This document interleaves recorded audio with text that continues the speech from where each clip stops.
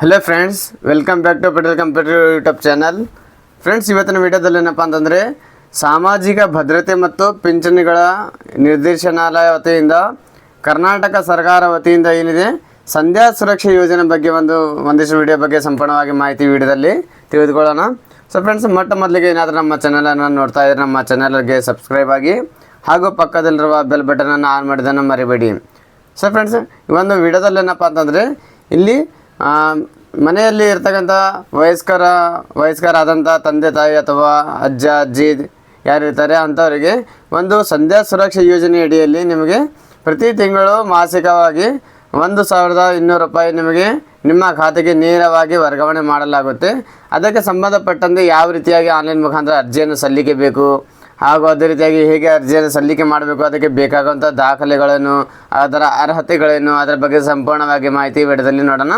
So friends, ಇಲ್ಲಿ ಮೊದಲಿಗೆ ಇಲ್ಲಿ ಸಂಧ್ಯಾ ಸುರಕ್ಷಾ ಯೋಜನೆ ಅಡಿಯಲ್ಲಿ ಇಲ್ಲಿ ನೋಡ್ಬೋದಾದರೆ ಇದಕ್ಕೆ ವಯಸ್ಸು ಎಷ್ಟು ಇರಬೇಕಪ್ಪ ಅಂತಂದರೆ ಮಿನಿಮಮ್ ಆಗಿ ನಿಮಗೆ 65 ವರ್ಷದ ಅಥವಾ ಮೇಲ್ಪಟ್ಟ ವಯಸ್ಸಿನ ಹಿರಿಯ ಜೀವಗಳನ್ನು ಆರ್ಥಿಕ ಸಂಕಷ್ಟದಿಂದ ಪಾರು ಮಾಡುವ ದಿಶೆಯಿಂದ ಸಂಧ್ಯಾ ಸುರಕ್ಷಾ ಯೋಜನೆಯನ್ನು 2/7/2007 ಮಾರ್ಚನ್ನು ಪ್ರಾರಂಭಿಸಲಾಗಿದೆ. ಅಂದರೆ ಯಾರ್ಯಾರು 65 ವರ್ಷ ಕಂಪ್ಲೀಟ್ ಆಗಿದೆ ಅಥವಾ ಅದಕ್ಕಿಂತ ಹೆಚ್ಚಾಗಿ ವಯಸ್ಸು ಯಾರು ಇರ್ತಾರೆ ಅಂತ ಹಿರಿಯ ನಾಗರಿಕರಿಗೆ ಈ ಒಂದು ಯೋಜನೆಯನ್ನು ಜಾರಿ ಮಾಡಲಾಗಿದೆ. ಯಾವಾಗ ಜಾರಿ ಮಾಡಲಾಗಿದೆ ಅಂತಂದರೆ 2/7/2007 ಇಲ್ಲಿ ಈ ಒಂದು ಸಂಧ್ಯಾ ಸುರಕ್ಷಾ ಯೋಜನೆ ಅಡಿಯನ್ನು ಇಲ್ಲಿ ಕರ್ನಾಟಕ ಸರ್ಕಾರ ವತಿಯಿಂದ ಇಲ್ಲಿ ಪ್ರಾರಂಭಿಸಲಾಗಿದೆ. ಅದಕ್ಕೆ ಬೇಕಾದಂಥ ಅರ್ಹತೆಗಳನ್ನು, ಅದಕ್ಕೆ ಯಾರು ಅರ್ಜಿಯನ್ನು ಸಲ್ಲಿಕೆ ಮಾಡ್ಬೋದು ನೋಡಬೇಕಾದ್ರೆ ಇಲ್ಲಿ ಇದರಲ್ಲಿ ಆ ಲಿಸ್ಟ್ ಪಟ್ಟಿಯಲ್ಲಿ ಏನಂತಂದರೆ ಸಣ್ಣ ರೈತರಾಗಿರ್ಬೋದು, ಅತಿ ಸಣ್ಣ ರೈತರಾಗಿರ್ಬೋದು, ಕೃಷಿ ಕಾರ್ಮಿಕರಾಗಿರ್ಬೋದು, ನೇಕಾರರಾಗಿರ್ಬೋದು, ಮೀನುಗಾರರಾಗಿರ್ಬೋದು ಹಾಗೂ ಅದೇ ರೀತಿಯಾಗಿ ಅಸಂಘಟಿತ ವಲಯದ ಕಾರ್ಮಿಕರು ಅಂದರೆ ಬಿಲ್ಡಿಂಗ್ ಕನ್ಸ್ಟ್ರಕ್ಷನ್ ವರ್ಕ್ ಅಂದರೆ ಲೇಬರ್ ಡಿಪಾರ್ಟ್ಮೆಂಟ್ ವತಿಯಿಂದ ಯಾರು ಪೆನ್ಷನ್ ಪಡೆದುಕೊಳ್ತೀರಾ ಅಂದರೆ ಆ ಒಂದು ಸ್ಕೀಮಲ್ಲೂ ಕೂಡ ಲೇಬರ್ ಕಾರ್ಡ್ ಯಾರು ಇರ್ತಾರೆ ಅಂಥವ್ರಿಗೂ ಕೂಡ ಅಲ್ಲಿ 60 ವರ್ಷ ಮೇಲ್ಪಟ್ಟಂಥ ಇಲ್ಲಿ ಹಿರಿಯ ನಾಗರಿಕರಿಗೂ ಕೂಡ ಅಲ್ಲಿ ಪೆನ್ಷನನ್ನು ಕೊಡಲಾಗುತ್ತೆ. ಅಂಥ ಪೆನ್ಷನ್ ಪಡೆದುಕೊಳ್ತಂಥ ಲೇಬರ್ ಯಾರು ಇರ್ತಾರೆ ಅಂಥವ್ರಿಗೂ ಬಿಟ್ಕೊಂಡು ಮಿಕ್ಕಿದಲ್ಲಿ ಯಾರು ಲೇಬರ್ ಇರ್ತಾರೆ ಅಂಥವ್ರಿಗೆಲ್ಲ ಈ ಒಂದು ಯೋಜನೆಗೆ ಅರ್ಹರಿರ್ತಾರೆ ಅಂತ ಇಲ್ಲಿ ಕೊಡ್ತಾ ಇದ್ದಾರೆ. ಅದೇ ರೀತಿಯಾಗಿ ಇಲ್ಲಿ ಅರ್ಹತಾ ಮಾನದಂಡಗಳು ಏನೇನಪ್ಪ ಅಂತಂದರೆ ಅದಕ್ಕೆ ನೋಡ್ಬೋದು. ಪತಿ ಅಥವಾ ಪತ್ನಿಯ ಸಂಯೋಜಿತ ವಾರ್ಷಿಕ ಆದಾಯ ಬಂದು 32,000ಕ್ಕಿಂತ ಹೆಚ್ಚಿಗೆ ಕೊಡೋದು. ಅಂದರೆ 32,000ಕ್ಕಿಂತ ವಾರ್ಷಿಕ ಆದಾಯ ಏನಾದರೂ ಇದ್ದರೆ ಅಂದರೆ ಕುಟುಂಬದ ಎಲ್ಲ ಆದಾಯ ಮೂಲಗಳಿಂದ 32,000ಕ್ಕಿಂತ ಹೆಚ್ಚಿಗೆ ಇದ್ದರೆ ಅಂಥವ್ರಿಗೆ ಒಂದು ಯೋಜನೆಯನ್ನು ಅವರಿಗೆ ಅರ್ಜಿಯನ್ನು ಸಲ್ಲಿಕೆ ಮಾಡಲು ಒಂದು ಅವಕಾಶ ಇರೋದಿಲ್ಲ, ಅವರಿಗೆ ಅರ್ಹರಿರೋದಿಲ್ಲ. ಸೊ ಅದೇ ರೀತಿಯಾಗಿ ಎರಡನೇದಾಗಿ ಫಲಾನುಭವಿಗಳು ಪತಿ ಅಥವಾ ಪತ್ನಿಯ ಸಂಯೋಜಿತ ಠೇವಣಿ ಮೌಲ್ಯ ರೂಪಾಯಿ 10,000ಕ್ಕಿಂತ ಹೆಚ್ಚಿಗಿರಬಾರ್ದು. ಅಂದರೆ ಯಾವುದೇ ಬ್ಯಾಂಕಲ್ಲಿ ಯಾವುದೇ ರೀತಿಯಲ್ಲಿ ಠೇವಣಿಯನ್ನು 10,000ಕ್ಕಿಂತ ಹೆಚ್ಚಿಗೆ ಇಟ್ಕೊಡೋದು. ಅದೇ ರೀತಿಯಾಗಿ ಮೂರನೇದಾಗಿ ಯಾವುದೇ ರೀತಿಯ ಪಿಂಚಣಿಯನ್ನು ಸಾರ್ವಜನಿಕ ಅಥವಾ ಖಾಸಗಿ ಮೂಲಗಳಿಂದ ಪಡೆಯುತ್ತಿರಬಾರ್ದು. ಅಂದರೆ ಯಾರೇ ಆಗಲಿ, ಗೌರ್ಮೆಂಟ್ ಆಗಲಿ, ಪ್ರೈವೇಟ್ ಕೆಲಸದ ಮಾಡ್ತಾ ಇರ್ತಕ್ಕಂತಾಗಲಿ ಅಂಥ ಜಾಗದಲ್ಲಿ ಏನಾದರೂ ನಿಮಗೆ 60 ವಯಸ್ಸು ಆದಮೇಲೆ ಅಥವಾ 65 ವಯಸ್ಸು ಆದ ನಂತರ ನಿಮಗೆ ಏನಾದರೂ ಪೆನ್ಷನ್ ಬರ್ತಾ ಇದ್ದರೆ ಅಂಥವ್ರಿಗೆ ಈ ಒಂದು ಅರ್ಜಿನ ಸಲ್ಲಿಕೆ ಮಾಡಲು ಒಂದು ಅವಕಾಶವೂ ಇರುವುದಿಲ್ಲ, ಅವರು ಕೂಡ ಅರ್ಹರಿರುವುದಿಲ್ಲ. ಸೊ ಅದೇ ರೀತಿಯಾಗಿ ಫಲಾನುಭವಿಗಳಿಗೆ ಗಂಡು ಮಕ್ಕಳು ಇದ್ದರೂ ಸಹ ಇವರುಗಳು ಫಲಾನುಭವಿಗಳನ್ನು ಘೋಷಿಸದೇ ಇದ್ದಲ್ಲಿ ಈ ಯೋಜನೆ ಅಡಿಯಲ್ಲಿ ಮಾಸಾಶನಕ್ಕೆ ಅರ್ಹರಿರ್ತಾರೆ. ಅಂದರೆ ಏನಾದರೂ ಈ ಒಂದು ಅರ್ಜಿದಾರರು ಯಾರಿರ್ತಾರೆ ಸುಮಾರು ಈ ವಯಸ್ಸಾದಂಥ ಅರ್ಜಿದಾರರಿಗೆ ಗಂಡು ಮಕ್ಕಳು ಏನಾದರೂ ಇದ್ದರೆ ಆದರೆ ಅವರ ಪೋಷಣೆಯಲ್ಲಿದ್ದರೆ ಅಂಥವ್ರಿಗೆ ಒಂದು ಅರ್ಜಿಯನ್ನು ಸಲ್ಲಿಕೆ ಮಾಡಲು ಇವರಿಗೆ ಅರ್ಹರಿರೋದಿಲ್ಲ. ಯಾರು ಅರ್ಹತೆ ಇದ್ದಾರೆ ಅಂತಂದರೆ ಗಂಡು ಮಕ್ಕಳು ಇದ್ದರೂ ಕೂಡ ಅವರು ಬೇರೆ ಪ್ರದೇಶದಲ್ಲಿ ಅಂದರೆ ತಂದೆ ತಾಯಿ ಅಂಥವ್ರನ್ನ ಬಿಟ್ಕೊಂಡು ಬೇರೆ ಪ್ರದೇಶದಲ್ಲಿ ಸ್ವಂತ ಬೇರೆ ಕುಟುಂಬದಲ್ಲಿ ಏನಾದರೂ ವಾಸ ಮಾಡ್ತಾ ಇದ್ದರೆ ಅಂಥ ವೇಳೆ ಈ ಒಂದು ಯೋಜನೆಗೆ ಲಾಭವನ್ನು ಪಡೆದುಕೊಳ್ಬೋದು. ಅಂಥವ್ರು ಕೂಡ ಈ ಒಂದು ಅರ್ಜಿಗೆ ಸಲ್ಲಿಕೆ ಮಾಡ್ಬೋದು. ಸೊ ಫ್ರೆಂಡ್ಸ್, ಅದೇ ರೀತಿಯಾಗಿ ಈ ಯೋಜನೆಗೆ ಸಲ್ಲಿಸಬೇಕಾದ ದಾಖಲೆ ಏನೇನು ಬೇಕಪ್ಪ ಅಂತಂದರೆ ಇಲ್ಲಿ ವಾಸಸ್ಥಳ ದೃಢೀಕರಣ ಪತ್ರ ಅಂದರೆ ವಾಸಸ್ಥಳ ಬಗ್ಗೆದಲ್ಲಿ ಈ ವಾಸಸ್ಥಳ ಪ್ರಮಾಣ ಪತ್ರ ಅಂದರೆ ಅಡ್ರೆಸ್ ಪ್ರೂಫ್ ಯಾವುದೊಂದು ಕೊಡಬೇಕಾಗುತ್ತೆ.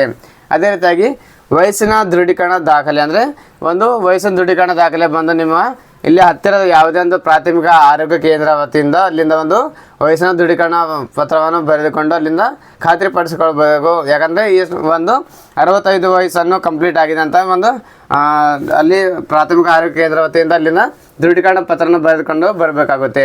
ಅದೇ ರೀತಿಯಾಗಿ ಬ್ಯಾಂಕ್ ಅಥವಾ ಅಂಚೆ ಖಾತೆ ವಿವರಗಳು ಅಂದರೆ ಬ್ಯಾಂಕ್ ಅಕೌಂಟ್ನ ಡೀಟೇಲ್ಸನ್ನು ಬೇಕಾಗುತ್ತೆ, ಅಂದರೆ ಬ್ಯಾಂಕ್ ಪಾಸ್ಬುಕ್ಕನ್ನು ಬೇಕು. ಅದೇ ರೀತಿಯಾಗಿ ಆಧಾರ್ ಕಾರ್ಡನ್ನು ಬೇಕಾಗುತ್ತೆ. ಅದೇ ರೀತಿಯಾಗಿ ಇಲ್ಲಿ ಪಡಿತರ ಚೀಟಿಯನ್ನು ಬೇಕಾಗುತ್ತೆ. ಅದೇ ರೀತಿಯಾಗಿ ನಿಮ್ಮ ವೋಟರ್ ಐಡಿಯನ್ನು ಕೂಡ ಅಲ್ಲಿ ಬೇಕಾಗುತ್ತೆ. ಸೊ ಫ್ರೆಂಡ್ಸ್, ಇಷ್ಟೆಲ್ಲ ಡಾಕ್ಯುಮೆಂಟ್ಸನ್ನು ಅಟ್ಯಾಚ್ ಮಾಡಿಕೊಂಡು ನೀವು ಆನ್ಲೈನ್ ಮುಖಾಂತರ ಅರ್ಜಿಯನ್ನು ಸಲ್ಲಿಕೆ ಮಾಡ್ಬೋದು. ನಿಮಗೆ ಬರ್ತಕ್ಕಂಥ ಪ್ರತಿ ತಿಂಗಳು ಮಾಸಿಕ ವೇತನ ಎಷ್ಟು ಬರುತ್ತೆ ಅಂತಂದರೆ 1200 ರೂಪಾಯಿ ನಿಮ್ಮ ಖಾತೆಗೆ ನೇರವಾಗಿ DBT ಮೂಲಕ ವರ್ಗಾವಣೆ ಆಗುತ್ತೆ.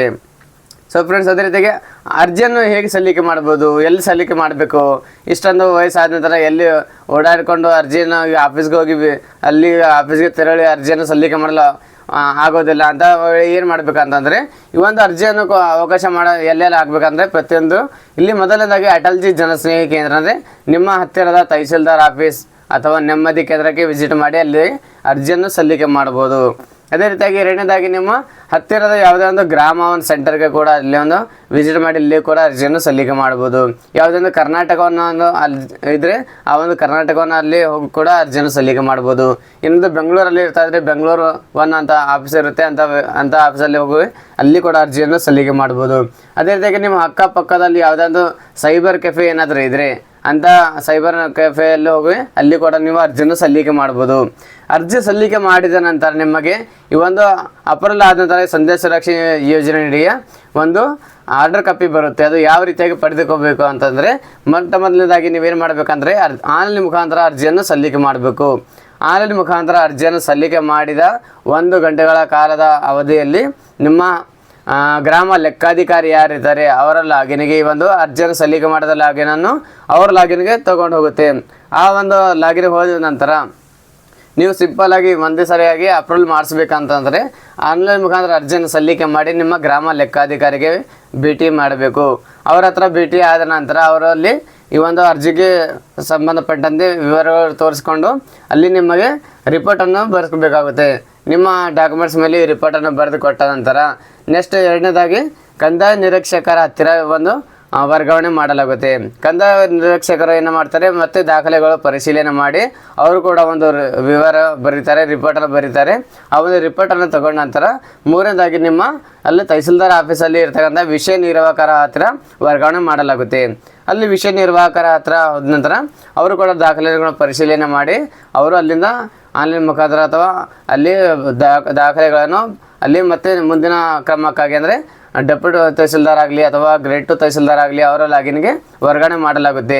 ಅದಾದ ನಂತರ ಅವರು ಡಿಜಿಟಲ್ ಸಹಿ ಹಂತದಲ್ಲಿ ದಾಖಲೆಗಳು ಅಲ್ಲಿ ವರ್ಗಾವಣೆ ಮಾಡಲಾಗುತ್ತೆ.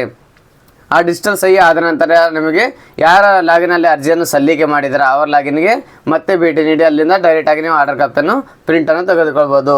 ಸೊ ಫ್ರೆಂಡ್ಸ್, ಇಷ್ಟು ಈಸಿಯಾಗಿ ನೀವು ಆನ್ಲೈನ್ ಮುಖಾಂತರ ಸಂಧ್ಯಾ ಸುರಕ್ಷಣೆ ಯೋಜನೆ ಅಡಿಯಲ್ಲಿ ನೀವು ಆನ್ಲೈನ್ ಮುಖಾಂತರ ಅರ್ಜಿಯನ್ನು ಸಲ್ಲಿಕೆ ಮಾಡ್ಬೋದು.